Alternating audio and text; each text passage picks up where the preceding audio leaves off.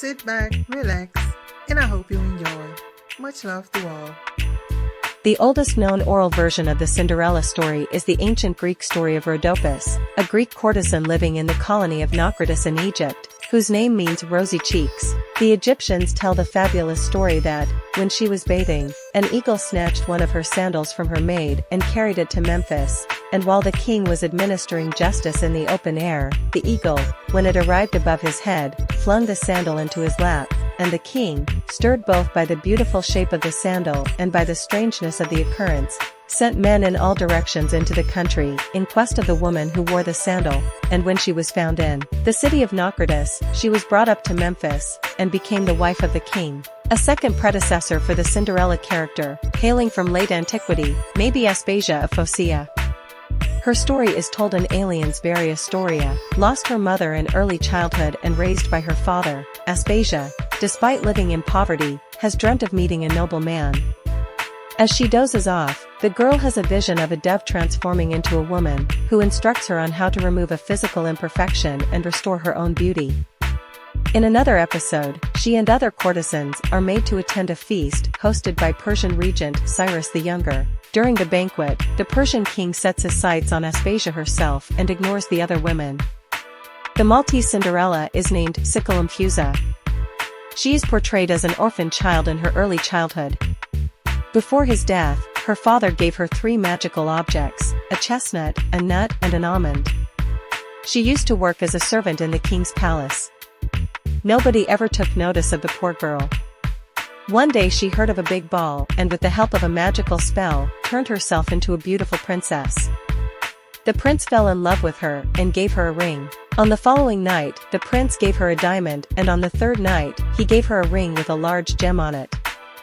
By the end of the ball, Cicalamfusa would run away, hiding herself in the cellars of the palace.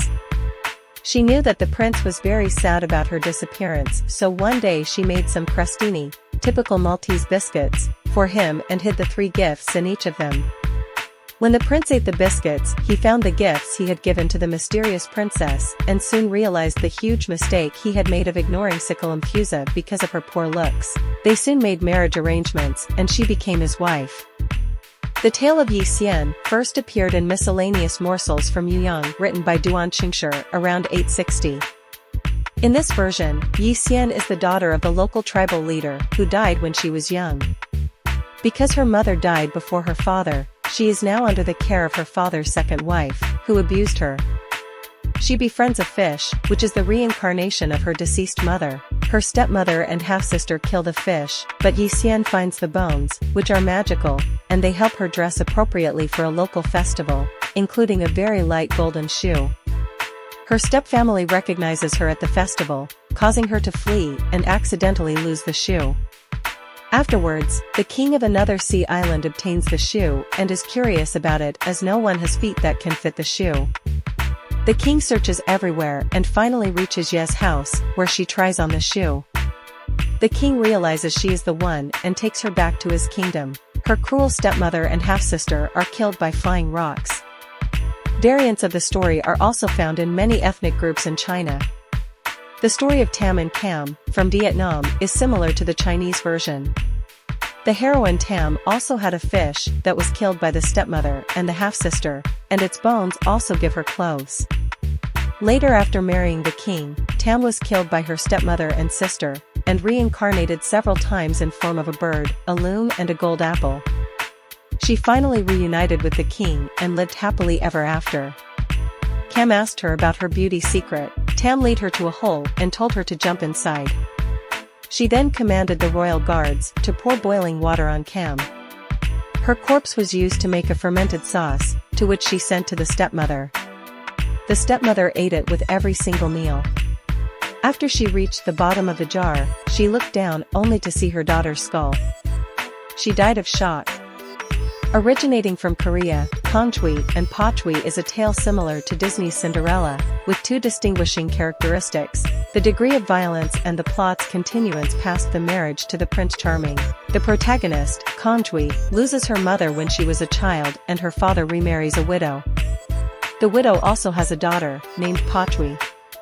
After her father passes, the stepmother and Patwi abuse Kanjwi by starving, beating, and working her brutally.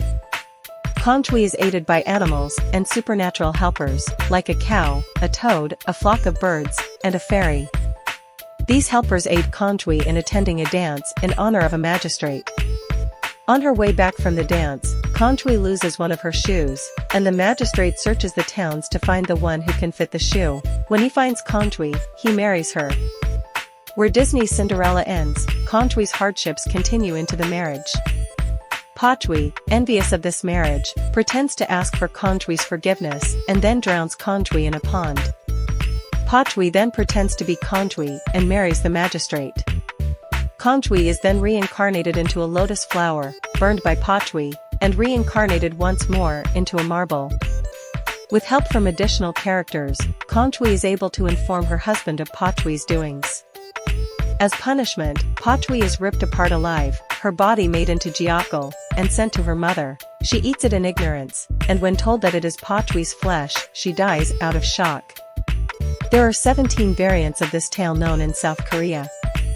Here, Kanjwi is not a helpless maiden who relies on a man of greater power to solve her problems. Kanjwi avenges her death with her own determination and willpower, unlike Perrault's version of Cinderella, named Cinderella, who forgives her stepfamily when they plead for forgiveness. Kanjwi takes ownership of the principle of Kwansi and Jing Ak, and accomplishes her vengeance herself. The violent degree of the punishment stems from the increased violence, starvation, beating, betrayal, and ultimately murder that Kanjwi suffered compared to the abuses Disney's Cinderella went through. The glass slipper is unique to some versions. In other versions of the tale it may be made of other materials like gold, and in still other tellings, it is not a slipper but an anklet, a ring, or a bracelet that gives the prince the key to Cinderella's identity. What matters to the story is that the identifying item will fit only one woman. The original Cinderella, written by Perrault, is even more blatantly about social class because its true moral is that by being nice and beautiful, a woman can earn herself a better life. Thus, Cinderella as Disney retold it in 1950, is the true embodiment of what that time period thought of as women achieving the American dream, not through work, but through marriage. Thank you for watching. I hope to see you again. Till the next time. Much love.